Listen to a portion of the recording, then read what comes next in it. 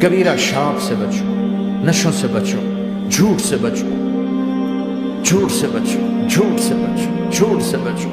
میرے نبی نے فرمایا میرا امتی ہر گناہ کر سکتا ہے، ایک جھوٹ نہیں بول سکتا، ایک دھوکہ نہیں دے سکتا۔ دھوکہ نہ دو، خاص طور پر یہاں کے لوگوں کو دھوکہ دینا تو بہت بڑی گراوٹ ہے۔ یہاں کی حکومت نے تمہارے ساتھ کیا کچھ نہیں کیا، تم انہی کو دھوکہ دو۔ ٹیکس بچانے کے لیے جھوٹ بولو، کتنے پیسے بچا لو گے؟ جھوٹ بول کے تم نے سارا ملک بچا لیا تو اللہ کی قسم گھاٹے کا سودا۔ پیسہ نہ بچاؤ، سچ کو بچاؤ۔ سچ پراپرٹی ہے، پیسہ پراپرٹی نہیں ہے، سچ پراپرٹی ہے۔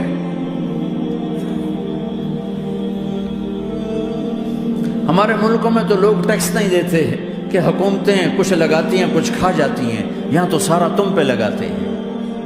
کیوں جھوٹ بولتے ہو؟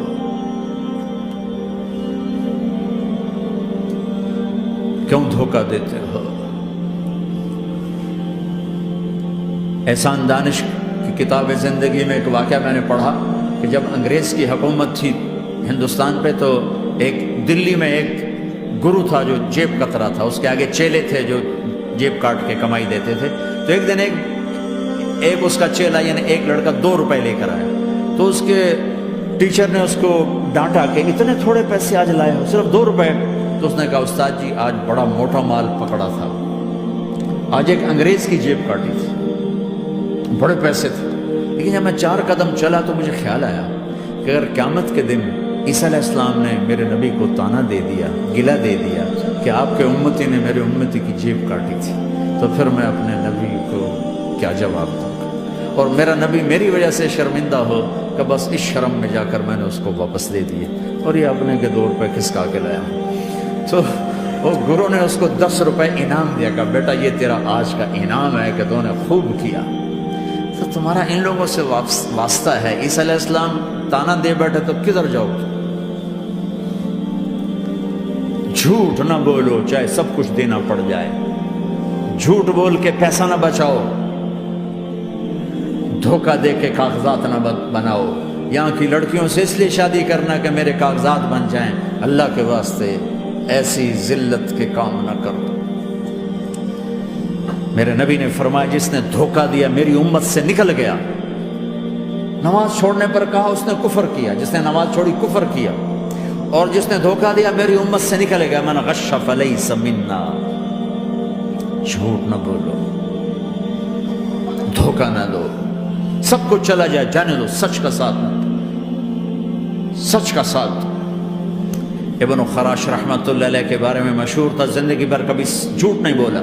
حجاج کا زمانہ، ان کے 2 بیٹے حجاج کے خلاف جنگ میں شریک ہو گئے، پھر ان کو شکست ہوگی، وہ بھاگ گئے، پھر چھپتے چھپاتے گھر پہنچ گئے۔ سی آئی ڈی نے بتایا کہ وہ گھر آ گئے، تو حجاج نے کہا آج ابن خراش کا امتحان لوں۔ ان کو بلا لیا، کہنے لگا ابن خراش وہ تیرے 2 بیٹے ہمارے خلاف جنگ میں شریک ہوئے تھے، وہ بھاگ گئے تھے، ان کی کوئی خبر ہے کہاں ہے؟ تو انہوں نے مسکرا کر فرمایا کہ حجاج زندگی موت تو اللہ کے ہاتھ میں، گھر آ چکے ہیں، گھر میں ہیں، ابھی یہیں چھوڑ کے آیا ہوں۔ تو حجاج نے کہا تیرے سچ پر تیرے بیٹے تجھے ہدیہ کرتا ہوں، اگر تو جھوٹ بولتا تیرا سر بھی اڑا دیتا، تیرے بچوں کا سر بھی اڑا دیتا، تیرے سچ پہ تجھے تیرے بیٹے تحفہ دیتا۔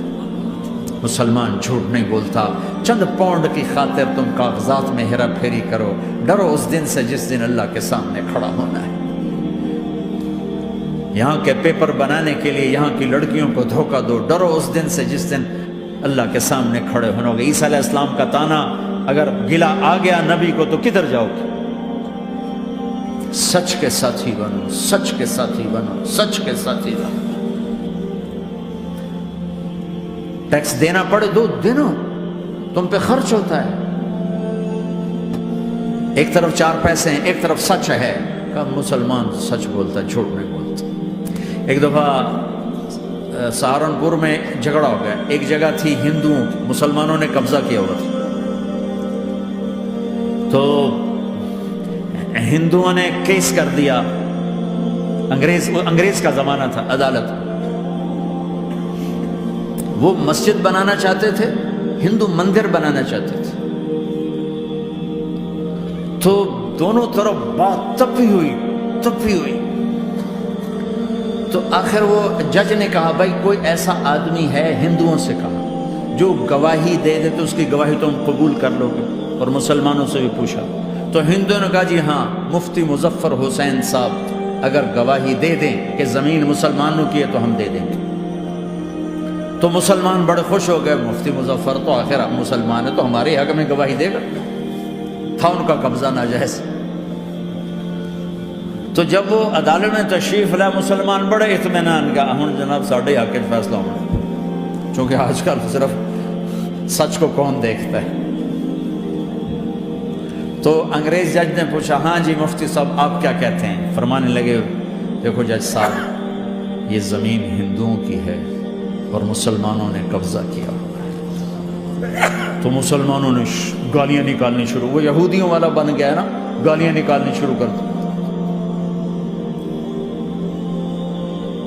تو انگریز جج نے کہا آج مسلمان ہار گئے اور اسلام جیت گیا، آج مسلمان ہار گئے اور اسلام جیت گیا۔ اپنی ہار مان کے اسلام کو جتاتا، سچ بول کے اسلام کو جتاتا، جھوٹ کے ساتھی نہ بنو، سچ کے ساتھی بنو، جھوٹ کے کاغذ بنا کر کوئی بینیفٹ حاصل نہ کرو۔ میں نیوزی لینڈ گیا، میں حیران ہو گیا، ایک ہفتہ میں رہا، ڈپریشن کا شکار رہا کہ مجھے بتایا گیا کہ پورے نیوزی لینڈ میں ایک آدمی جھوٹ نہیں بولتا سوائے پاکستانیوں کے، بنگالیوں کے اور انڈین۔ جو بنگالی، جو پاکستانی، جو انڈین پہنچے یہ جھوٹ بولتے ہیں، ہیرا پھیری کرتے ہیں، ان میں ایک آدمی جھوٹ نہیں بولتا۔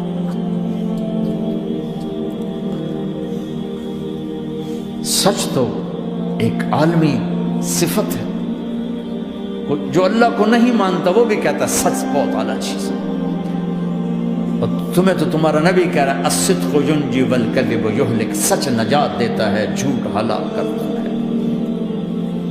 آپ تشریف لے جا رہے تھے، آپ کو آواز ہے یا رسول اللہ، آپ نے ادھر ادھر دیکھا، کوئی نظر نہیں آیا، پھر آواز ہے یا رسول اللہ، پھر آپ نے دیکھا تو ایک ہرنی آپ کو پکار رہی تھی، ہرنی، وہ بندھی ہوئی رسی کے ساتھ۔ تو آپ اس کے قریب گئے، کیا ہوا؟ کہیں آپ کا ساتھی مجھے پکڑ کے لایا ہے، میرے چھوٹے چھوٹے بچے ہیں، بھوک سے وہ تڑپ رہے ہوں گے، آپ مجھے چھوڑ دیں، میں ان کو دودھ پلا کے واپس آ جاتا۔ اب وہ پرائی چیز ہے، تو آپ نے کہا اگر تو واپس نہ آئی تو پھر، کہ اگر میں واپس نہ آئی تو اللہ مجھے آگ میں ڈال دے، جہنم۔ تو آپ نے اس کی رسی کھول دی اور خود وہیں بیٹھ گئے۔ وہ دوڑتے دوڑتے پہاڑوں میں غائب ہو گئے اور آپ وہیں بیٹھے رہے۔ کچھ دیر کے بعد آپ نے دیکھا وہ پہاڑ سے اتر کر آ رہی تھی، کہ یا رسول اللہ میں حاضر ہو گئی۔ تو آپ نے اس کو رسی سے باندھ کے وہیں کھڑا کر دیا اور خود وہیں بیٹھ گئے۔ تھوڑی دیر ہوئی تو وہ آ گئے شکاری جنہوں نے شکار کیا تھا۔ تو آپ نے کہا، ان کا نام کوئی نہیں موجود، تو آپ نے کہا میرے بھائی میری ایک درخواست ہے، آپ پوری کریں گے؟ کہ یا رسول اللہ کیوں نہیں، کہ یہ ہرنی مجھے ہدیہ کر دو۔ کہ یا رسول اللہ سب کچھ آپ کا ہے، کہ بس مجھے ہرنی چاہیے، اب لے لیں۔ تو آپ نے اس کی رسی کھولی، کہ جا بیٹی اپنے بچوں کے پاس پہنچ کر، سچ نجات دیتا ہے، جھوٹ ہلاک کرتا ہے۔ تو اس نے یوں آپ کے سامنے سر جھکایا شکریہ کا اور 4 قدم دوڑی، پھر پیچھے مڑی، پھر آپ کو دیکھا، پھر یوں سر جھکایا، پھر آگے گئی، پھر تھوڑی دور گئی، پھر اس یوں پیچھے مڑی، پھر آپ کو دیکھا، پھر یوں سر جھکایا، پھر جہاں تک وہ نظروں سے اوجھل نہیں ہوئی وہ آپ کو مڑ مڑ کے یوں سلام کرتی گئی۔ سچ تو ایک ہرنی کو نجات دے گیا، تمہیں نہیں دیکھا۔ تمہیں کس پاگل نے کہا جھوٹ بول کے پیسہ بچاؤ، جھوٹ بول کے کاغذ بناؤ، دھوکے دے کے پیپر بناؤ؟ اللہ کے واسطے اس حقارت والی سوچ سے نکلو، انسانیت پر داغ نہ بنو، ان کے قدردان بنو جنہوں نے تمہیں پاسپورٹ دی، جنہوں نے تمہیں تعلیم کے مواقع دیے، تمہیں ہر شے میسر کی، اور آخری ممکن حد تک تمہیں ظلم سے بچانے کی کوشش کی۔ محسن کے اوپر کیوں آئے تھے اس دیس میں؟ آئے ہو تو پھر دھوکے سے بچو، جھوٹ، مسلمان کہیں بھی ہو دھوکے سے بچتا ہے۔ کیا اپنے پیڑ سے کپڑا اٹھانا کہ حرم بیت اللہ کے اندر جیبیں کٹتی، بیت اللہ کے اندر جیبیں کٹتی، اور حاجی بیچارے کتنی دفعہ فریادیں کرتے ہوئے نظر آئے، کہ جیب کٹ گئی، جیب کٹ گئی۔ بیت اللہ کے اندر، مسجد نبوی کے اندر